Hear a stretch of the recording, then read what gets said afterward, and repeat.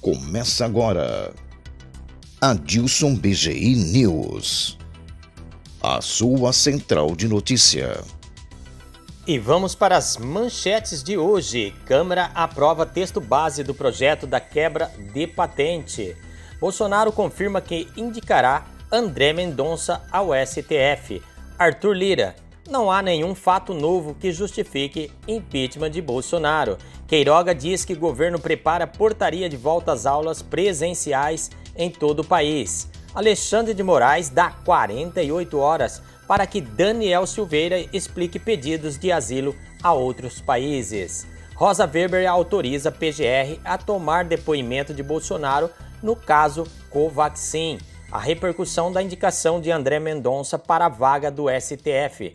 BNDES disponibiliza 5,1 bilhões para o pequeno produtor rural. Preço do petróleo nos Estados Unidos atinge maior valor desde 2014. Ministério da Saúde confirma 2 mortes e 15 casos da variante Delta de Covid-19. Cofundador do Facebook ultrapassa alemã e é o brasileiro mais rico do mundo. PF prende 15 e desarticula tráfico internacional de drogas. Queiroga avalia a vacinação de adolescentes de 12 a 17 anos contra a Covid. Bolsonaro inclui 7 terminais pesqueiros na agenda de privatizações de 2021. E vamos para as notícias de hoje. Por 425 votos a 15, a Câmara dos Deputados aprovou um projeto de lei que autoriza a quebra de patentes de vacinas e remédios nos casos de declaração de emergência em saúde pública. Falta ainda a análise de 4 destaques. Detentor da patente receberá 1,5% do preço líquido do produto associado até que seu valor venha a ser efetivamente estabelecido. A matéria, considerada polêmica, já foi modificada pela Casa e por isso terá de voltar para a análise dos senadores. A liderança do governo na Câmara foi contra o texto. De acordo com o substituto aprovado do relator, o deputado Aécio Neves, do PSDB de Minas, o detentor da patente ou o pedido dela, caso ainda não obtida, receberá o valor de 1,5% do preço líquido de venda do produto associado à patente até que seu valor venha a ser efetivamente estabelecido. Os deputados analisam agora os destaques apresentados pelos partidos, na tentativa de mudar de trechos do substitutivo. Seguem as notícias. Bolsonaro confirma que indicará André Mendonça ao STF. Na manhã desta terça-feira, dia 6, o presidente Jair Bolsonaro confirmou em reunião com o ministro do Palácio do Alvorada que indicará André Mendonça, atual advogado-geral da União, AGU, para a vaga no Supremo Tribunal Federal STF, no lugar de Marco Aurélio de Mello.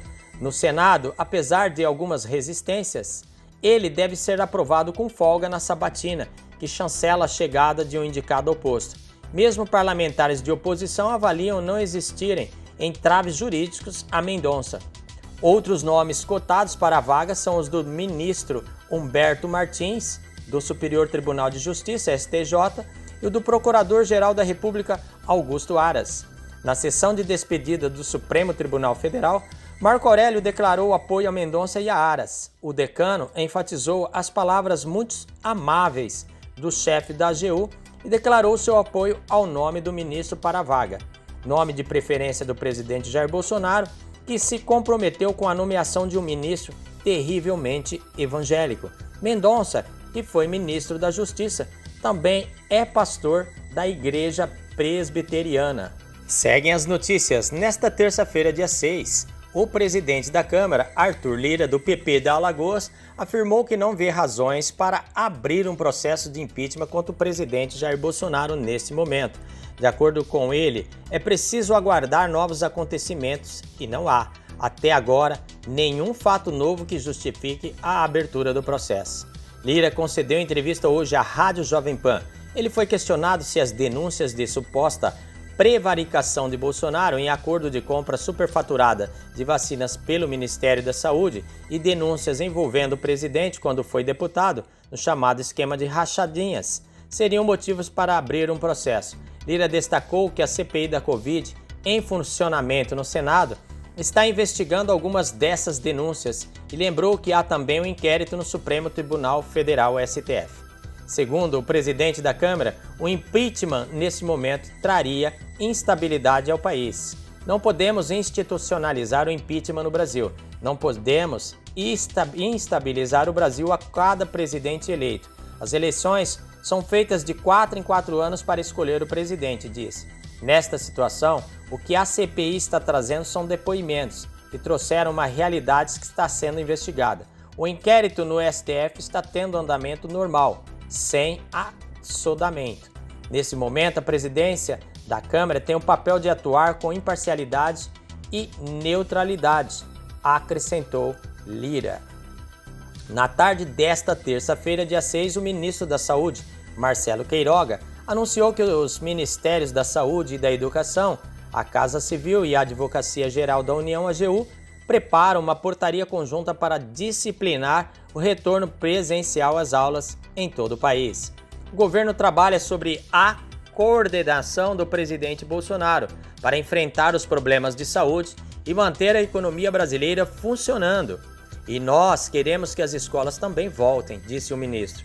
Queiroga afirmou que o governo vê com preocupação o fato de alguns alunos estarem há 1 ano e meio sem aulas presenciais. A declaração do ministro da Saúde foi dada em cerimônia no Palácio do Planalto. Nesta terça-feira, dia 6 de junho, o ministro do Supremo Tribunal Federal, STF, Alexandre de Moraes, deu 48 horas para que a defesa do deputado Daniel Silveira, do PSL do Rio de Janeiro, explique os pedidos de asilo diplomático feitos por ele a 4 embaixadas. Diante da ampla divulgação de notícias no sentido de que o deputado federal Daniel Silveira, réu nestes autos, teria solicitado asilo diplomático a 4 países, intime-se a defesa do parlamentar para que esclareça, no prazo de 48 horas, acerca da veracidade dos fatos noticiados, diz Moraes em despacho publicado hoje. A notícia de que Silveira teria feito os pedidos de asilo foram divulgadas pelo site Metrópolis na segunda-feira, dia 5. O Instituto do Asilo Diplomático é geralmente concedido a pessoas que são perseguidas por razões políticas ou religiosas. Além de pedir informações sobre as solicitações diplomáticas, o ministro do STF também determinou o prazo de 10 dias para que o Serviço de Inquéritos Especiais da Polícia Federal conclua a perícia feita no aparelho celular do deputado. Daniel Silveira havia sido preso em fevereiro por críticas aos ministros do STF. Desde março foi autorizado a cumprir prisão domiciliar, mas foi preso novamente em 24 de junho, após supostamente violar o monitoramento eletrônico por 30 vezes e descumprir a ordem de pagamento de fiança de R$100 mil imposta a ele por Alexandre de Moraes. Seguem as notícias. A ministra do Supremo Tribunal Federal, STF, Rosa Weber, disponibilizou para a Polícia Federal os autos de inquérito para investigar o presidente Jair Bolsonaro por suposto crime de prevaricação no caso Covaxin. Na decisão, em que autorizou a abertura do inquérito, a ministra também autorizou a PGR a tomar depoimentos dos envolvidos, entre os quais o presidente Jair Bolsonaro e os irmãos Miranda, e requisitar informações aos órgãos públicos, entre os quais a Controladoria Geral da União, CGU. No trecho em que autorizou as diligências solicitadas pela PGR, Rosa Weber não fez nenhuma ressalva, portanto, não impediu Bolsonaro de ser ouvido imediatamente se os investigadores considerarem necessário. O STF discute em outro inquérito no qual Bolsonaro é investigado. Qual deve ser o formato do depoimento do presidente da República, se por escrito ou presencial. Este julgamento será retomado no dia 29 de setembro. A relatora frisou também que os fatos alvos do inquérito têm relação com o exercício do mandato. Portanto, não se aplicaria, no seu entender, a regra constitucional que prevê imunidade processual para o presidente da República, que só vale para casos ocorridos antes do exercício do mandato. Nesta terça-feira, seguindo as notícias, dia 6, o presidente Jair Bolsonaro disse que vai indicar André Mendonça, atual advogado-geral da União, para a vaga de ministro no Supremo Tribunal Federal. Mendonça vai ocupar o posto que hoje pertence a Marco Aurélio e vai se aposentar da corte no próximo dia 12 de julho. Após a notícia, o nome de André Mendonça ficou entre os assuntos mais comentados do Twitter de hoje. Veja a repercussão da notícia nas redes sociais. André Mendonça vai ser indicado por Bolsonaro para a vaga no STF, depois de perseguir opositores do governo usando a Lei de Segurança Nacional. Terrivelmente bolsonarista e terrivelmente autoritário, escreveu Guilherme Boulos, do PSOL. E o Aras, hein? Passado por trás pela segunda vez por Bolsonaro, antes Nunes Marques, agora André Mendonça, se não for balão de ensaio. Muita gente gosta de puxar saco os carros do PGR, mas ninguém respeita, muito menos Bolsonaro.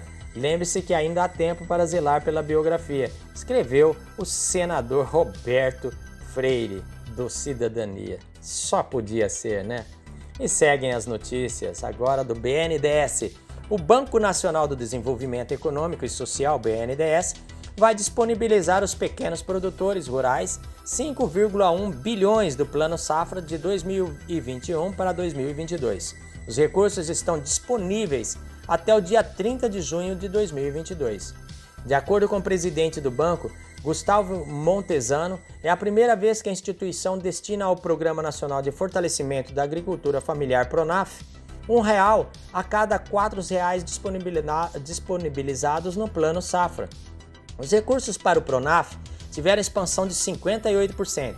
Na safra anterior, os pequenos agricultores receberam 3,3 bilhões. No total, serão oferecidos no Plano Safra vigente 20 bilhões ao setor agropecuário nacional, sendo 17,1 bilhões em recursos subvencionados pela União e cerca de 3 bilhões em linha própria do BNDES para acesso por produtores rurais, empresas e cooperativas do setor. O BNDES esclareceu que os recursos sujeitos à subvenção econômica serão aplicados por meio de 10 programas, dos quais 9 são destinados à agricultura empresarial, com total de 11,9 bilhões, e taxas de juros entre 5,5% e 8,5% ao ano. Já o PRONAF terá taxas anuais entre 0,5% e 4,5%, por meio do programa BNDES Crédito Rural, que não conta com subvenção econômica e mantém recursos disponíveis durante todo o ano. Os produtores deverão contar com cerca de 3 bilhões em financiamento. Gustavo Montesano disse que o desejo é atender mais produtores rurais, reduzindo cada vez mais o ticket médio. Na safra de 2020 e 2021, o banco disponibilizou com recursos próprios 3,6 bilhões. Para este ano, não enxergamos qualquer tipo de limitação orçamentária para recursos próprios do banco, disse. O crédito do BNDES é obtido por meio de uma rede de mais de 60 agentes financeiros credenciados, o que permite uma distribuição de recursos para todo o país, visando o atendimento de várias necessidades dos produtores, como aquisição de máquinas e equipamentos, projetos de investimento, custeio, investimentos em sustentabilidade, armazenagem, inovação e modernização de cooperativas. No Plano Safra 2020-2021, o BNDES aprovou financiamento no valor de 19,8 bilhões para mais de 60 mil beneficiários, sendo 17 bilhões para a agricultura empresarial e 2,8 bilhões para a agricultura familiar. Seguem as notícias. O Ministério da Saúde informou nesta terça-feira, dia 6 de julho, que 15 casos da variante Delta da Covid-19 foram identificados e notificados no Brasil, sendo 6 no navio que esteve na costa do Maranhão, 3 no Rio de Janeiro, 1 em Minas Gerais, 2 no Paraná, 2 em Goiás e 1 em São Paulo. Até o momento, entre esses casos, 2 óbitos foram confirmados para a variante, no Maranhão e no Paraná. Os dados coletados até o momento não demonstram circulação comunitária da cepa de origem indiana, de acordo com o Ministério, que afirma que as investigações estão em andamento. Os casos e seus respectivos contatos são monitorados pelas equipes de vigilância epidemiológica e Centro de Informações Estratégicas em Vigilância e Saúde locais, conforme a orientação do Guia Epidemiológico da Covid-19, explica o Ministério em nota.